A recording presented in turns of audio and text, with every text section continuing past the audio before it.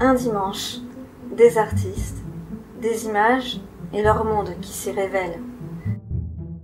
Une vague ressemblance avec la fameuse place du Tertre à Paris. Mais là, nous avons cette célèbre vue sur la coupole de l'hôpital de la Grave, au-dessus du vaste ruban nonchalant des eaux de la Garonne. Pas de doute, nous sommes au quai de la Dorade, à Toulouse. Et voilà, à nouveau, Garonne expose, et quelques autres portraits de ces artistes toujours présents et toujours heureux de montrer leurs travaux, leurs images offertes, voire exhibées, au regard des promeneurs.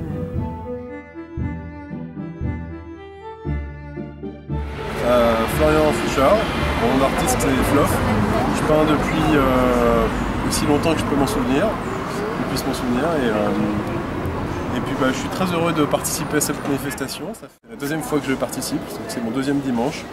Et je suis très heureux parce qu'il fait beau, parce que je rencontre plein de gens et que c'est l'occasion, dans un contexte agréable, de partager son art et de dessiner aussi. Voilà.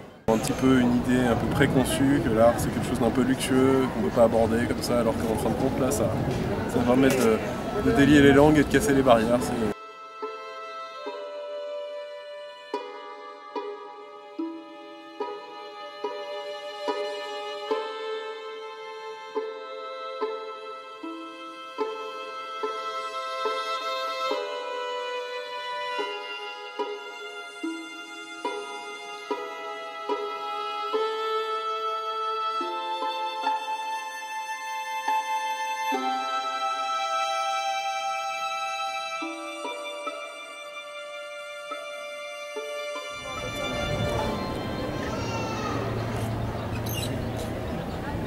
Depuis combien de temps tu peins?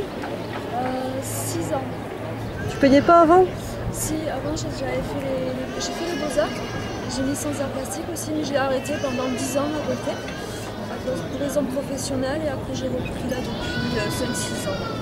D'accord. Ah oui, donc Je faisais pas ça, je faisais la photo noir et blanc. Ah oui, effectivement, c'est plus noir et blanc là. Ouais, là je suis dans la couleur. Ouais. La fantaisie. Et je suis plus à l'aise sur les grands formats en fait. Les petits. Et ouais. Et là je vais essayer de me diversifier.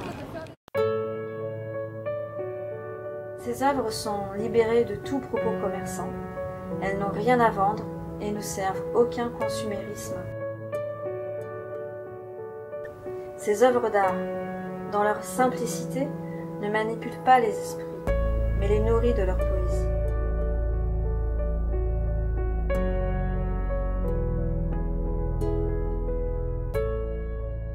Je m'appelle Emma Tarea et puis je fais des cyanotypes. C'est un procédé ancien de photographie, un des premiers procédés photo. Ce que je trouve intéressant en fait, c'est que l'image reste reproductible comme toute photographie, mais que chaque image reste unique. Parce que vu qu'on travaille avec la lumière du soleil et que c'est aléatoire, du coup on ne sait jamais à quoi s'attendre vraiment. Et c'est ce que je trouve intéressant dans le cyanotype. Alors moi c'est Benjamin Rodriguez, je vis sur Toulouse et j'expose maintenant depuis 4 ans à Garonne Expose. Voilà. Alors c'est de l'acrylique sur toile et sur ardoise. Oui, j'appelle mon site une nuit imaginaire, donc ça porte son nom, c'est toujours en rapport avec la nuit, le mystère et l'onirisme.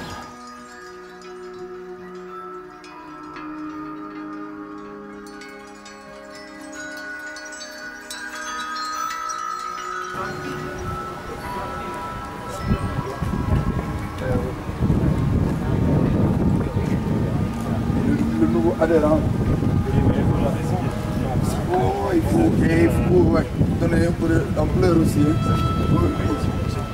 Oui, et puis c'est pas poser, amener les grands formats. C'est bien, moi j'avais super. Je n'ai pas osé amener les grands formats. Ah bon, en plus.